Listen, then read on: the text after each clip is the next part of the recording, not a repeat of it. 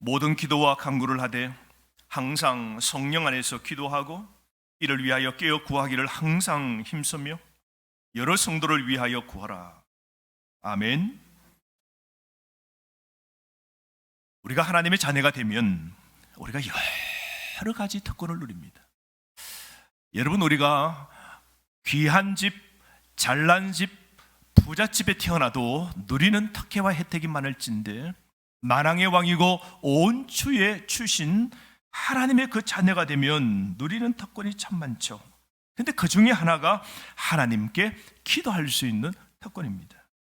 기도는 하나님과 대화하는 것이죠.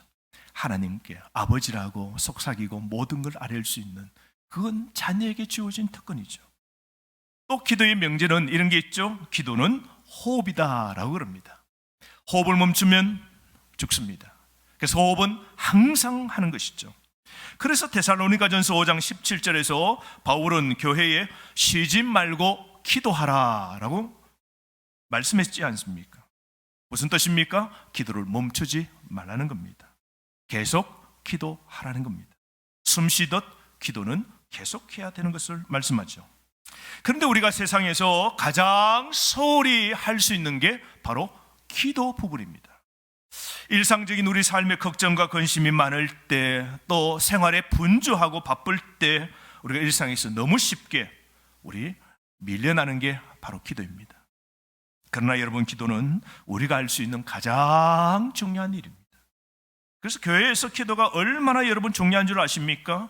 교회의 탄생이 기도로 시작된 것을 보면 기도는 교회의 심장인 겁니다.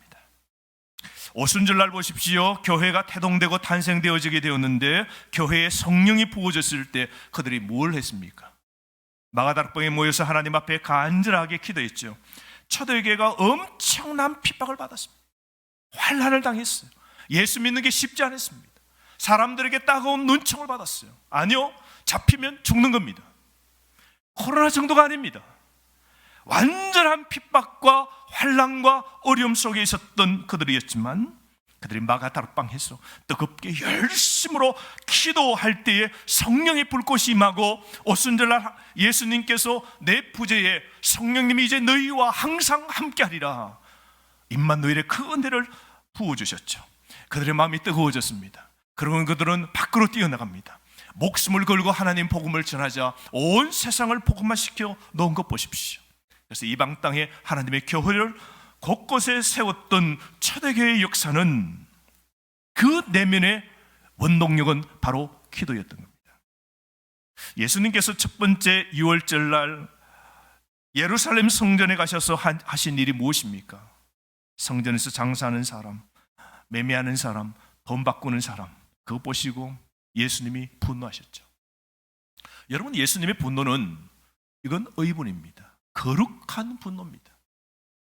예수님이 왜 그렇게 거룩한 분노를 내셨을까요? 성전에서 짐승을 팔고 그리고 매매하고 돈 또 성전세로 바꾸고 하면서 이 이윤과 복리를 착취하는 제사장들과 그 시대 사람들을 보고, 그때 예수님께서 이사야 56장 7절 말씀을 인용하시면서 이렇게 말씀하셨죠.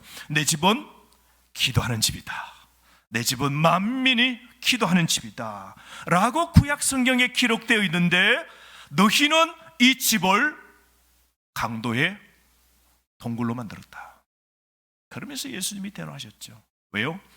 기도해야 될 집이, 성전이 기도처가 못 된다는 것을 보시고 이 장소는 하나님과 상관없는 곳이라 말씀하시면서, 성전이신 예수님, 메시아가 바로 성전임을 보여주시면서 성전이신 예수님이 자신의 이 성전 더럽혀지게 되고 기도할 장소가 기도하지 아니하는 장소로 변질된 것을 의분으로 예수님은 나타내신 것이죠. 다시 말하면 더 이상 성전이 아니라는 겁니다. 여러분, 우리는 하나님의 집을 기도의 집이 아닌 다른 것으로 만들지 않도록 우리는 조심해야 됩니다. 기도는 교회의 심장 박동입니다. 기도하지 않으면 하나님의 목적을 우리가 이룰 수 없는 것입니다. 마가복음 14장 말씀에 보면 제자들과 예수님은 겟세마네 동산에 가 있습니다. 이제 예수님이 십자가에서 이제 곧 못 박혀 죽으십니다. 그날 밤에 예수님은 아버지 하나님께 간절히 기도합니다. 왜냐하면 예수님은 우리와 달리 자신의 처음과 끝도 아십니다. 이 땅에 오신 분명한 목적을 알아요. 그건 십자가의 죽으심입니다. 이제 내일이면 십자가에 죽으시게 됩니다. 여러분, 병원에서 의사가 당신 이제 끝입니다. 의학 방법, 의술, 약 다 써봤는데 소용이 없습니다. 이제 준비하십시오. 이러면 여러분, 이게 천청병력이죠. 끝이죠. 힘들죠. 의사가 우리 몸을 진단하면서도 좀 이상합니다. 이 혹은 3cm입니다. 암으로 의심됩니다. 라고만 해도 우리 눈앞이 깜깜하지 않습니까? 오늘도 일부 예배 때 남편이 이 몸이 좀 이상해서 병원에 갔더니 큰 병원 가셔야 됩니다. 아무래도 암인 것 같습니다. 빨리 병원 가셔서 수술하는 방법 외에는 없습니다. 이 말 듣고 하늘이 샛노랬답니다. 그러고는 목사님 기도해 주세요. 오늘 기도를 받고 이제 가정이 다시 한번 하나님께 간절히 나아가기로 삶을 조율하기 시작합니다. 예수님이 이제 죽으실 이 순간에도 동일한 것이죠. 얼마나 마음이 무겁겠습니까? 그래서 겟세마네 그 동산 깊숙한 감람산 아주 수천 된 그 나무 숲 속에 들어가서 하나님께 기도하러 들어갈 때 제자를 데려가십니다. 그리고 제자들에게 부탁합니다. 내가 이제 곧 죽게 되니까 나를 위해서 기도해 달라고. 그러면서 부탁하고 예수님은 좀 더 깊은 골짜기 속으로 들어가게 됩니다. 그리고 예수님이 기도하시죠. 하나님께 아버지 할 수만 있으시거든. 내가 마셔야 될 이 독배, 이 잔. 여러분, 잔에 붓는 게 이스라엘 사람들은 주로 포도주를 많이 부어요. 포도주의 색은 여러분 피색하고 같습니다. 피입니다. 피. 이 잔. 피를 흘려 죽는 거죠. 독배, 죽음입니다. 이 십자가, 이 죽음을, 이 잔을 주님 거두어 주십시오. 이 잔을 옮겨 주십시오. 십자가 피게 가면 안 됩니까? 내가 수치를 당하고 죽어야 됩니까? 그 십자가의 죽음은 수많은 사람 앞에서 끔찍한 모든 수치와 모욕과 죽음을 다 당하는 것이죠. 다 기도하시고 난 다음 뭐라 그럽니까? 그러나 내 뜻대로 마옵시고 아버지 뜻대로 되기를 원합니다. 주님이 아버지가 마시라면 이 십자가, 이 독배도 제가 마시겠습니다. 그렇게 간절히 기도하고 내려와 봅니다. 제자들이 있는 곳에 내려왔더니 제자들이 콜콜 자고 있어요. 그래서 예수님이 깨웁니다. 너희들이 1시간이라도 깨울 수 없는가? 나를 위해 기도해달라. 예수님은 지금 땀방울이 핏방울처럼 간절하게 이 죽음을 앞두고 간절히 기도하는데 잠자는 그 제자들에게 나를 위하여 함께 기도해달라고, 나를 위해 좀 기도해달라고 부탁합니다. 제발 부탁한다 하고 또다시 더 깊숙한 숲속으로 들어가 하나님께 간절히 기도합니다. 또 한 번 오시고 세 번째 오셔서 볼 때 제자들이 그 무거운 눈이 다 내려가서 깊이 잠자고 있는 걸 보겁니다. 그때 이렇게 말합니다. 아직도 자느냐? 너희들이 아직도 자느냐? 나를 파는 자가 이제 가까이 왔다. 그렇게 말씀하시죠. 우리는 그 다음의 장면이 어떻게 되는 줄 압니다. 어떻게 됩니까, 여러분? 제자들은 모두가 다 무너지게 됩니다. 베드로가 나는 절대로 주님 부인하지 않습니다 라고 했던 그 베드로가 예수님을 3번이나 부인합니다. 그리고 모든 제자들이 십자가에 예수님 달리실 때 모두가 예수님 다 버리고 다 도망가 버리고 맙니다. 여러분, 제자들이 왜 모두 실패하고 왜 다 무너졌습니까? 예수님이 그들에게 시험에 들지 않게 깨어 기도하라고 하셨는데 바로 기도하지 않았기 때문입니다. 여러분, 우리가 내일 일을 잘 준비하려면 오늘 기도해야 됩니다. 내일의 삶의 문제 앞에서 우리가 할 수 있는 건 뭡니까? 오늘 우리가 기도하는 겁니다. 지금 기도를 게을리하면 우리는 위기를 잡을 수 없는 겁니다. 기도는 우리에게 전쟁을 위해 옷 입는 것하고 똑같습니다. 전쟁이 벌어지기 전에 우리는 채비를 다 해야 돼요. 칼도 들어야 되고 창도 준비하고 갑옷도 입고 투구도 쓰고 그리고 군화를 신어야 돼요. 전쟁 치르기 전에 다 준비를 해야 되는 것이죠. 그래서 오늘 이 본문 에베소서 6장은 영적 전투에 대한 권고의 말씀인데요, 13절 말씀 보실까요? 오늘 본문 몇 절 위인데요, 13절 말씀에 보면 우리 그리스도인들의 전투가 단순히 인간과의 싸움이 아니라 하늘의 영적 존재들과의 싸움이기 때문에 하나님의 전신갑주를 입어야 됨을 말씀하고 계시죠. 다른 말로 우리 삶에 일어나는 문제는 개인적인 문제와 사람의 문제가 아니라 뭐라고요? 영적 전쟁의 문제다라는 것이죠. 자, 13절 말씀 우리 다 함께 한번 읽어봅시다. 시작. 하나님의 전신갑주를 취하라. 이는 악한 날에 너희가 능히 대적하고 모든 일을 행한 후에 서기 위함이라. 그러니까 피할 수 없는 이 영적 전쟁입니다. 우리 모두는 사는 동안 영적 전쟁을 치릅니다, 여러분. 삶의 우리 속에도 영적 전쟁이 치러지게 되는 겁니다. 이런 피할 수 없는 전투에서 대비하라는 내용인데요, 적이 공격해 올 때 그 오는 날에 쓰러지지 않도록 맞서 싸울 수 있도록 하나님의 무기로 온 몸을 무장하라는 겁니다. 여러분, 병사는 화살이 날아오기 전에, 칼이 내 앞에 눈에서 휙휙 지나가기 전에 이미 군복을 입고 무기를 털고 준비해야 돼요. 화살이 날아오는 동안에 그때 투구를 찾고 신발을 찾고 무기 어디 있냐 찾는 순간 화살 맞고 칼 맞고 부상을 당하든지 그 부상이 중상이 되고 죽게 되는 겁니다. 그러므로 여러분, 이겨 승리하려고 하면 이미 전쟁의 준비가 딱 되어 있어야 되는 것이죠. 특별히 오늘 18절 말씀 보십시오. 우리를 무장하게 하는 이 영적 전쟁에서 이기도록 승리하게 하는 것이 바로 기도 생활의 방식인데요, 이 방식에 대해서 말씀합니다. 18절 말씀 다시 한번 읽어보실까요? 시작. 모든 기도와 간구를 하되 항상 성령 안에서 기도하고 이를 위하여 깨어 구하기를 항상 힘쓰며 여러 성도를 위하여 구하라. 바울이 에베소 교회를 향하여 주신 이 메시지는 예수님께서 겟세마네 동산에서 제자들에게 주신 말씀하고 유사합니다. 마가복음 14장 38절 말씀에 보면 예수님께서 제자들이 쿨쿨 자고 있어요. 깊은 잠에 빠져 있습니다. 얼마나 피곤했겠습니까? 예수님과 종일 예루살렘 돌면서 유대인들과 대제사장들과 유대 종교 지도자들과 끊임없는 논쟁을 벌이게 됩니다. 자, 그런 가운데 하루 종일 쫓아다녔던 그 제자들 굉장히 피곤하죠. 제자들이 자는 것을 턱 보시고 난 다음 베드로에게 하신 말씀이 시험에 빠지지 않도록 깨어 기도하여라.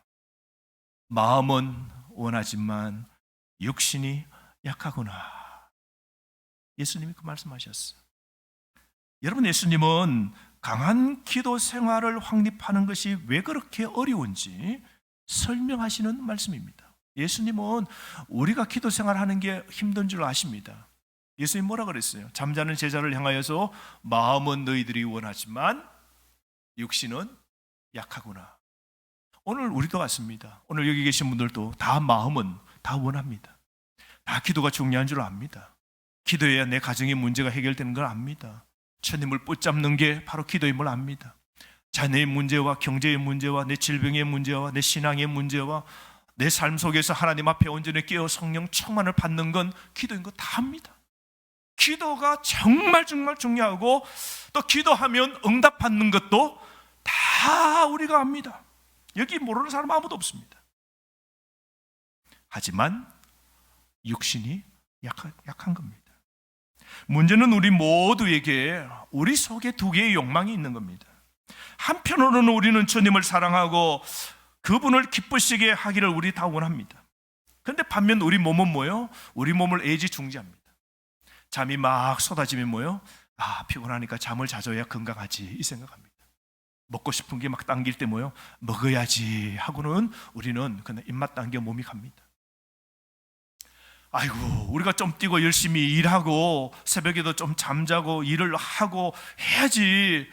아이고, 기도할 시간은 뒷전이야. 이 일부터 먼저 우선이야. 우리 몸이 먼저 그렇게 되는 겁니다. 그러나 여러분, 우리 속 사람이 주님의 부르심을 요구할 때 육신의 것을 거절할 수 있을 만큼 강해지도록 성령 안에서 기도하는 우리 자신을 세워야 되는 겁니다. 이런 육체의 소욕을 이겨내야 돼요. 성령 안에서 기도하도록 우리가 강해져야 되는 것이죠. 육신의 약함을 극복하기 위해서는 깨어서 기도하는 길뿐, 여러분, 다른 대안은 없는 겁니다. 문제는 바로 우리 자신이 문제입니다. 새롭게 된 영을 따라 내가 이제 아버지 뜻을 따라 행할 것인가, 아니면 내 육체, 내 몸을 따라 내가 행할 것인가, 이제는 내가 결정해야 되는 겁니다. 제자들이 너무 피곤하고 하루 종일 주님을 쫓아다니고 분주하게 일해서 졸려서 기도하지 않았다고 그럽니다. 여러분, 좋은 변명처럼 보입니다. 그러나 그들은 시험에 빠져 패배했습니다. 그들 모두가 강해져야 될 그때 도망쳤다는 것입니다.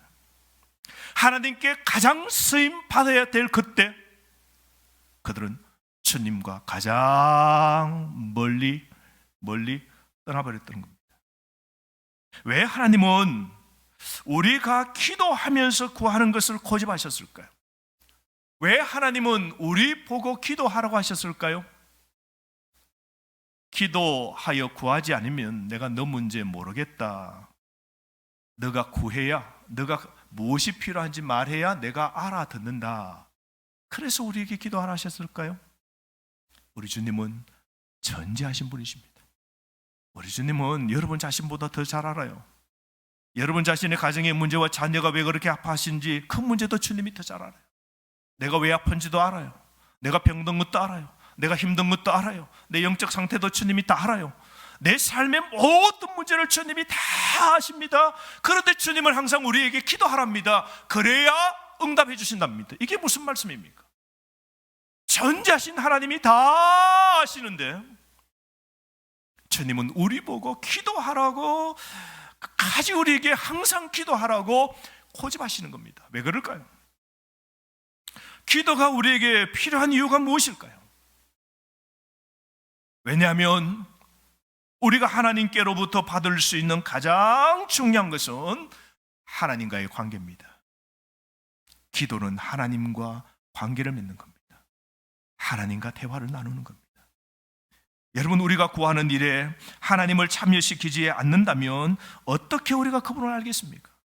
자, 보십시오. 우리가 구하지 않는데 모든 것이 우리에게 주어진다면 언제 감사해야 할지 어떻게 알겠습니까? 우리가 신앙생활도 별로 하지 않았어요. 기도도 별로 하지 않았습니다. 그런데 목사님, 아무런 문제 없어요. 집안에 문제 없습니까? 목사님, 아무런 문제 없어요. 예, 걱정 없어요. 문제 없습니다. 내 몸에 기도도 별로 하지 않고 예배도 하지 않고 그렇게 살아도 우리는 봉두리고 살아요. 근데 알고 보면 하나님이 다 은혜 주셨는데, 그래도 하나님께서 자비와 은혜가 계셔서 우리 필요한 것 주님이 주셨는데 뭘 몰라요? 감사를 모릅니다. 지금 살아가는 게 하나님의 은혜인데 하나님이 주신 줄 몰라요. 근데 기도하는 사람은 압니다. 하나님, 이 문제 해결해 주세요. 도와주세요. 건강 주세요. 힘 주세요. 하나님, 이 문제, 이 가정의 문제 하나님이 해결해 주세요. 날마다 기도하는 사람은 어느 날 이루어졌을 때 하나님의 은혜의 자비가 내 가정 삶과 내 삶 속에, 내 가정 속에 임하였을 때 탁 압니다. 그 사람은 압니다. 하나님이 응답해 주셨구나. 하나님이 채워주시네. 하나님이 살아계시네. 할렐루야. 이런 사람은 하나님께 감사할 수 있는 겁니다. 이런 사람은 딱 주일 되면 감사 헌금에 담아서 하나님이 응답해 주셨어요. 하나님이 내 가정에 이것저것 채워주셨어요. 하나님, 할렐루야, 감사합니다. 여러분, 우리가 구하지 않고 기도하지 않고 모든 것이 우리 삶 속에 채워진다면 우리는 감사도 모릅니다. 하나님을 알지 못합니다. 하나님 은혜를 전혀 모르게 되는 겁니다. 그래서 우리는, 하나님은 우리에게 기도하라고 말씀하시는 겁니다. 기도는 기도했다가 중요합니다. 여러분, 우리가 기도할 때 시간 중요할 수 있어요. 근데 우리 성경에 보면 주님은 기도의 시간을 정하지 않았습니다. 항상 기도하라는 그 말씀은 기도하는 자세를 말씀하는 거예요. 여러분, 우리가 5분을 기도해도 기도한 것이 중요합니다. 우리가 기도를 몰라도 기도 종이를 다 적고 기도 종이를 다 적어놓은 걸 읽으시는 것도 기도했다, 그걸 하나님이 보시길 원하시는 겁니다. 우리가 기도, 가정의 문제 다 기도할 수 없어요. 그런데 길을 걸어가다가, 산책하다가, 하나님 아시죠? 하나님 내 형편, 내 처지 아시죠? 하나님 도와주세요. 예수님 이름으로 기도합니다. 그분이 기도를 하신 겁니다. 주님은 뭘 보신다고요? 기도했다 하신 걸 보시는 겁니다. 그럼 여러분, 기도가 어쩌면 쉬운 겁니다. 기도가 우리 삶 속에서 기도한 게 중요한 거예요. 기도의 길이가 중요한 게 아니라 기도의 그 미사 여구가 중요한 것이 아니라 기도한 것이 중요한 것이죠. 주님이 우리에게 뭘 요구하세요? 항상 기도하랍니다. 기도 드릴 때 이미 우리의 모든 걸 아시는 주님이 기도했다 하는 그걸 보시고 우리에게 응답 주신다는 것이죠. 여러분, 기도가 무엇일까요? 기도는 전쟁입니다.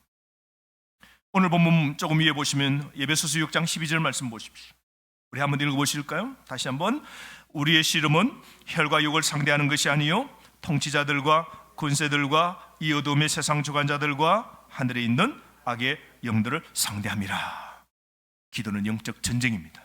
여러분, 우리 가정에 밀고 들어오는 문제를 일으키는 배후는 사탄입니다. 우리 마음이, 신앙이 냉랭해지고 어려워지고 덤덤해지고 하나님께 무심한 것, 병든 겁니다. 누구요? 우리 마음속에 사탄이 지배한 겁니다. 봉사의 마음을 끊어버리는 겁니다. 기도의 자리 나가는 끊어버리는 겁니다. 주님과 멀어지도록 만들어버리는 겁니다. 그래서 우리 삶을 주님 없이 살도록 냉담하도록 만드는 것, 사람이 아니었어요. 여러분, 사람은 매개였어요. 배우는 영적 사탄입니다. 그러므로 사탄은 특별히 우리가 기도하도록 노력하는 것, 사탄은 격렬하게 반대할 겁니다. 기도는 성과 악의 싸움에서 우리의 가장 큰 무기입니다. 여러분, 오늘 회복을 원하십니까? 신앙이 다시 뜨거워지기를 원하십니까? 순수한 믿음의 자리로 하나님 앞에 온전히 서고 복받는 인생의 삶을 사시려면 기도로 영적인 무장의 삶의 자리에 서야 되는 겁니다. 다시 이미 하나님이 여러분에게 주신 가장 큰 무기, 기도의 무기를 이번 가을, 이번 주간부터 드시기를 바랍니다. 여러분, 기도가 무엇입니까? 기도는 능력입니다. 성경에 보십시오. 모세, 다니엘, 엘리야, 바울과 실라 보십시오. 감옥이 있고 사람들에게 어려움을 당하고 하늘에 불이 떨어지기를 바랄 때마다 그들은 하나님께 기도했습니다. 기도는 이 땅에서 우리가 가진 가장 큰 능력입니다. 기도의 능력으로 하나님의 일을 하면 반드시 성공하고 모든 영광을 하나님이 받으실 겁니다. 아멘. 예수님 보십시오. 제자들에게 3년 동안 계시면서 한 번도 설교에 관해서 가르친 적이 없어요. 여러분, 신학대학은 그 학생들에게 설교를 잘 하도록 가르치기 위하여 히브리어, 헬라어, 성경, 구약, 신약을 다 가르칩니다. 그래서 3학년 졸업 때 그 다진 학문에서 한 본문의 설교를 어떻게 해야 되는 것인지 그 딜리버리와 그 내용명과 그 제스처와 그 발음과 톤과 모든 걸 마지막에 배웁니다. 한마디로 말씀을 잘 가르칠 수 있는 능력을 가르치는 게 신학대학원의 역할이죠. 교회가 뭐예요? 말씀의 선포입니다. 그런데 성경에 보면 예수님은 제자들에게 설교에 대해서 한 번도 가르친 적이 없으십니다. 오히려 제자들에게 기도하는 법을 가르쳤습니다. 왜요? 예수님은 제자들이 하나님과 함께 능력을 갖기를 원하셨던 겁니다. 여러분, 기도는 능력입니다. 그러므로 여러분, 우리에게 가장 큰 능력은 기도의 능력입니다. 이 갖고 있는 능력을 사장시키지 마시고 오늘 기도의 능력을 오늘 아시고 이 기도의 능력을 발휘하는 오늘 결단이 있으면 좋겠습니다. 여러분, 또 기도가 무엇입니까? 기도는 하늘과 소통하는 겁니다. 여러분, 땅과 하늘을 연결하는 하나의 줄이 있다면 그게 바로 기도입니다. 이 땅과 하나님과 연결하는 통로가 기도입니다. 피조물을 우리가 창조주신 하나님과 대화하는 것, 그게 바로 기도인 것이죠. 기도할 때 우리는 하나님의 임재로 깊이 그 안으로 인도되는 것이죠. 그리고 우리는 기도함으로 하늘과 소통하고 아버지 자신과 우리가 접촉하게 되는 겁니다. 여러분, 이게 놀랍지 않습니까? 그러므로 여러분, 우리는 기도를 아는 것으로 되는 게 아닙니다. 기도가 진정으로 효과적이려면 기도를 연습해야 됩니다. 우리는 기도 일에 우리가 바빠야 됩니다. 기도는 이론이 아니라 기도는 실천해야 하는 겁니다. 그래서 기도 생활을 우리가 하려고 하면요, 다른 비법이 없습니다. 기도는 입을 벌려 우리가 계속 기도함으로써 기도하는 법을 배우게 되는 겁니다. 그래서 여러분, 우리 신앙생활에서도 기도를 많이 해본 사람은 기도가 줄줄줄줄줄 나와요. 이게 언제 기도를 시켜도 그 기도가 조리가 질서정연하게 되어 있는 겁니다. 그리고 그 기도가 힘이 있는 거예요, 여러분. 그게 느껴지는 거예요, 여러분. 기도가 이게 우리 입을 열고, 기도는 잘하는 법은 다른 게 없어요, 여러분. 교과서를 보고 뺏기고 하는 것 아니라 기도는 해봐야 돼요. 기도는 하는 겁니다, 여러분. 계속 입을 벌려서 우리가 기도함으로써 기도를 배우는 것 외에는 기도에 다른 잘하는 비법이 없는 겁니다. 약한 기도는 여러분, 약한 신앙의 삶을 낳는 겁니다. 그러므로 이번 주부터 기도로서 예수님과 시간을 깊이 보내시는 저와 여러분 되시기를 바랍니다. 오늘 우리 한국교회가 모든 사람이 위기라고 그럽니다. 그리고 내일을 긍정적으로, 낙관적으로 평가하지 않습니다. 모두가 부정적입니다. 단 한 사람도 내일의 한국교회에 관해서 낙관적으로 표현하는 사람 아무도 없습니다. 특별히 코로나로 있는 동안 되니까요. 사람들이 이제 쑥, 예배가 뭘 배우냐면 안 나가도 집에서 예배 얼마든지 들을 수 있다. 이거 지금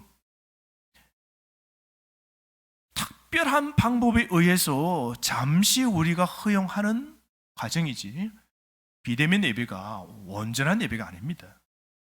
비상적인 코로나 사태 때문에 우리가 허용된, 우리가 임시적인 방편이죠. 근데 우리가 보면 80~90%가 다 코로나 다 맞았어요. 일상삼 우리가 다 누립니다. 그런데 우리가 이제 제가 전화를 해봅니다. 그럼 목사님, 좀 이따 갈게요. 그게 1년 전이었어요. 근데 원래 전화하면 전화를 안 받아요. 제 이름 분명히 적혀있는데도 3번, 4번 하면 전화를 안 받아요. 그래서 나중에 들어보면 이제 미안해서 못 받겠대. 미안해서. 또 목사님 또 뭐 교회 오시라고 그럴 거고, 또 계속 안 나가고 지금 사정이, 환경이 못 나가고 안 나오게 되어 있는데 이제 못 받겠대요. 야, 이렇다 보니까 이제 교회로 이제 곧 있으면 이제 위드 코로나로 우리가 좀 마스크 끼고 이제 일상의 삶이 그대로 이제 시작 다 될 거예요. 그럴 때 정말 이제 와 하고, 그동안 나는 너무 영적으로 굶주리고, 너무 나는 진짜 이 하나님 앞에 우리가 동일한 장소, 동일한 이 시간에 이 자리에 예배 드리는 건 너무 사모해서 기다렸다는 듯이 확 와야 되는데, 그렇게 되기를 저도 소망하지만, 그러나 지도자들은 모두 다가 낙관이 아닌 비관합니다. 근데 이런 교회가 점점 교회가 힘들 것이다 말합니다. 미국도 그랬습니다. 미국이 1800년도 초에 미국이 도덕적으로 파산을 당하고 미국이 이게 영적으로 무너지는 순간 교회는 꽁꽁 얼어붙게 되었고요. 신자 수가 점점 줄어들게 되었어요. 그래서 교단이 통합이 일어나게 되었습니다. 루터교회와 성공회가 통합하려는 시도가 일어났어요. 여러분, 루터교회와 종교가 이게 성공회가 다르잖아요. 그런데도 어려워지니까 통합하려는 이런 시도가 일어나게 되었습니다. 얼마나 어려웠는지 그 당시에 미국의 대법원 원장인 사람이 버지니아에 있는 교회 대표에게 편지를 보내면서 이렇게 말했습니다. 교회가 구원받기에는 너무 멀리 갔다고. 교회는 이제 어렵다고. 교회는 이제 희망이 없다고. 뿐만 아니라 미국의 건국의 아버지라고 하는 토마스 페인이라는 사람은 이런 말을 했습니다. 이제 한 30년 뒤에는 미국의 교회가 다 사라진다. 미국의 교회는 더 이상 없다. 1800년대에 그 말을 했습니다. 얼마나 교회가 암울했으면, 완전히 그냥 교회가 어려웠으면 그런 말을 했겠어요. 그 당시 그 전에 세워졌던 미국의 대학이 하버드 대학이 있습니다. 기독교인에 의해 세워진, 기독교의 정신으로 세워진 대학입니다. 그 하버드 대학의 1800년도에 설문지를 학생들에게 보내면서 예수 믿는가 종교를 선택하라고 했더니 단 한 명도 나는 크리스찬 교인이다라고 선택하는 학생이 한 명도 없었어요. 그 옆에 있는 보수적인 프린스턴 대학에 가서 학생들에게 통일한 설문조사를 했어요. 크리스찬인 사람, 기독교인 사람 체크하라고, 표시하라고 했더니요, 그 학교에 다니는 수많은 학생 가운데 단 2명, 나는 크리스찬입니다. 2명밖에 없는 거예요. 기가 막힐 일이죠.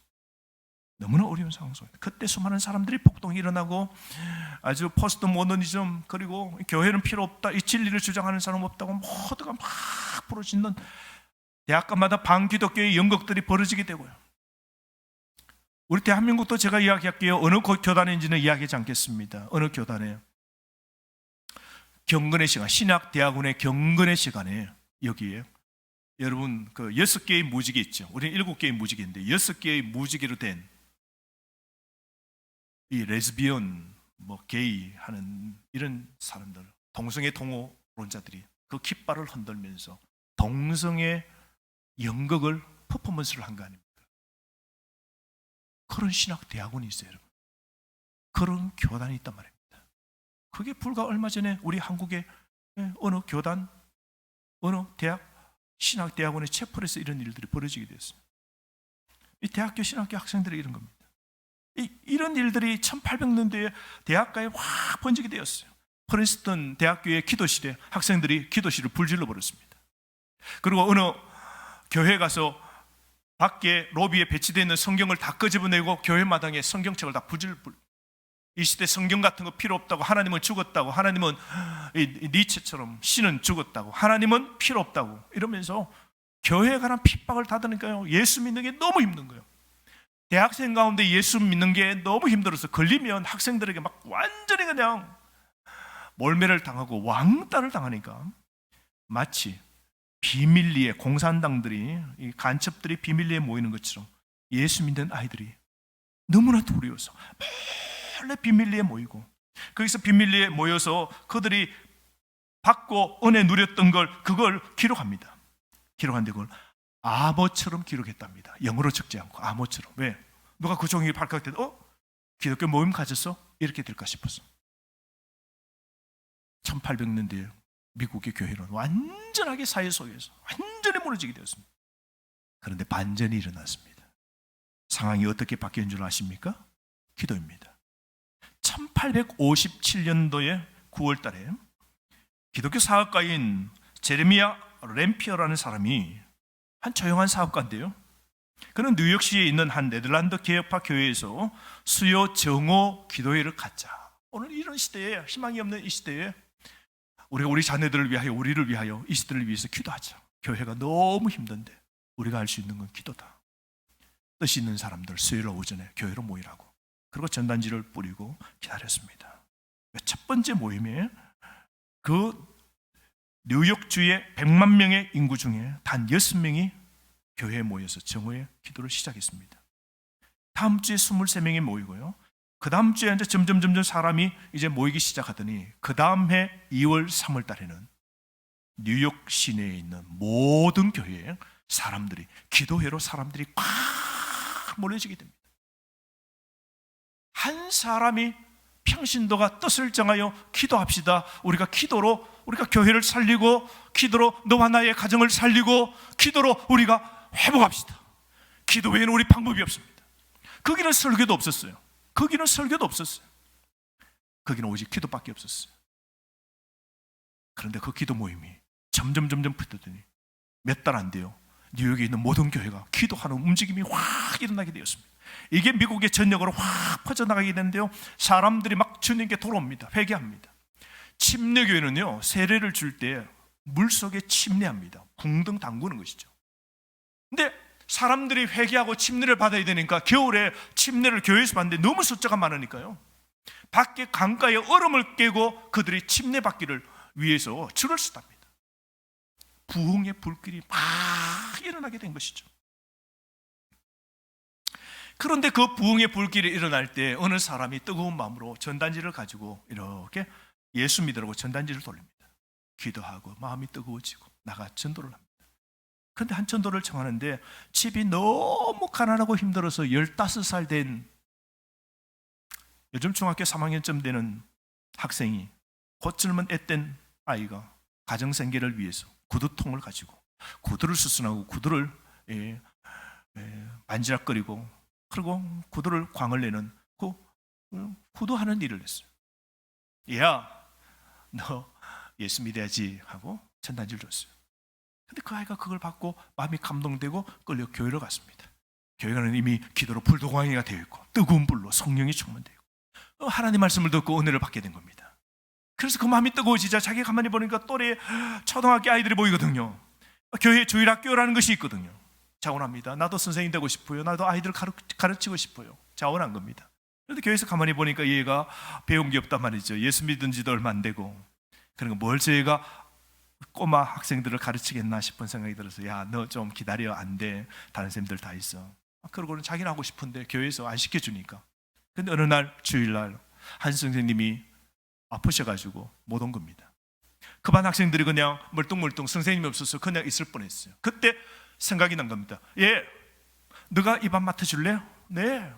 그리고 그 20몇 명의 아이들을 맡아서 말씀을 전했는데요, 아이들의 눈이 막 살아나는 거예요. 그 입에서 떨어지는 하나님의 말씀에 아이들이 너무너무 그 이야기가 너무 성경의 이야기에 푹 빠진 겁니다. 너무너무 감동받은 거예요.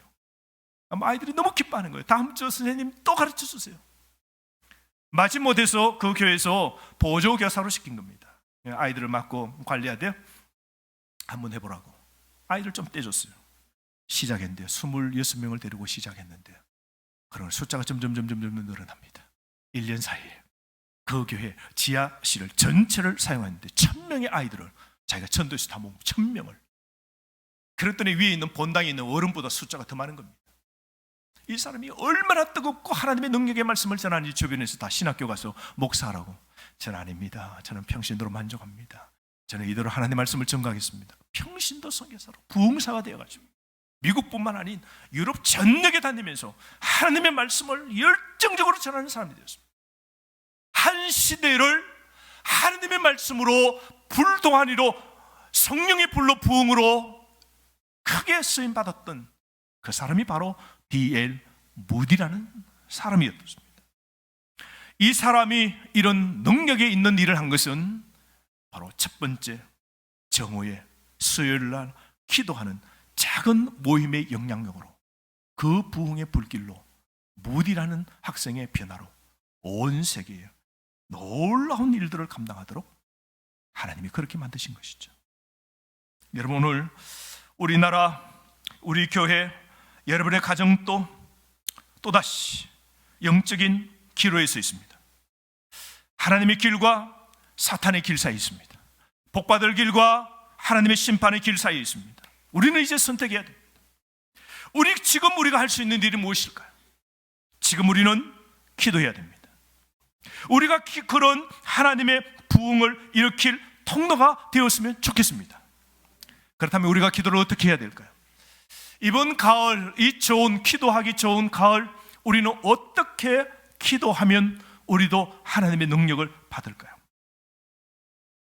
영국의 유명한 부흥사로 쓰임받았던 로더니 집시 스미스라는 사람이 있습니다. 이 사람은 부모가 집시였어요. 유럽에서 집이 없이 온 유럽을 돌아다니면서 사는 집시였습니다. 집이 얼마나 가난합니까? 학교를 다닌 적도 없어요. 배운 것도 없어요. 공식적 교육을 받아본 적이 없습니다. 그런데 훗날 이 사람이 얼마나 위대하게 쓰임받은, 뜨거운 그 마음을 안고 불을 안고 기도하는 것마다 역사가 일어나고, 기도하면서 그 하나님의 말씀을 전할 때마다 막 변화가 일어나고 그 마을과 도시와 그 나라가 바뀌어지는 겁니다. 나중에는 대통령궁에 가서 하나님 말씀을 전하고, 미국의 하버드 대학에 가서 일자무식한 사람이 미국에 있는 하버드 명문대학의 교수들과 학생들에게 강의를 할 정도가 되었습니다. 이 사람이 얼마나 열정적이고 뜨겁게 하나님의 일을 하는지. 그래서 주변에 있는 사람들이 관심이 많아서, 당신이 그렇게 놀라운 일들을 할 수 있는 그 능력이 어디서 왔습니까? 당신이 그렇게 할 수 있는 비결이 무엇입니까? 라고 물었습니다. 그 비결은 바로 은밀한 기도에 있다라고 그랬습니다. 그러면서 당신도 저처럼 이렇게 될 수 있다고. 당신 기도할 곳이 있습니까? 라고 물었습니다. 예, 있죠. 예, 집 말이죠. 예, 제 방. 한 방을 기도할 수 있는 방으로 저는 만들 수 있습니다. 자, 그렇다면 지금 당장 여러분도 집으로 돌아가셔서 여러분 기도하는 방을 정하시고, 그 방에 분필을 가지고 무릎을 꿇고 앉은 그 주변 자리로 분필로 원을 그리랍니다. 쭉 원을 쭉 그리랍니다. 방 안에 들어가서 문고리를 잠그고 무릎을 꿇고 주변에 분필로 원을 그리랍니다. 자, 그리고 그 원 안에서 무릎을 꿇고 하나님께 기도하십시오.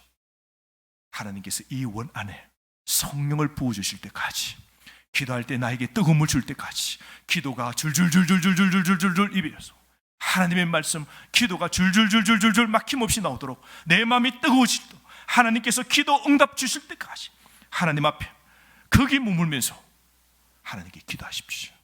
그러면 하나님께서 성령 충만 주시고 부흥되게 하시고 기도 응답 주실 겁니다. 그렇게 말씀하신 겁니다. 여러분, 오늘부터 기도하실까요? 오늘부터 더 큰 믿음으로 더 큰 기도의 원을 한번 걸어보실까요? 여러분, 기도하는 처소를 정합시다. 오늘 이양사 우리가 하는 것, 교회의 기도 자리를 정하시고 우리가 기도하기를 원합니다.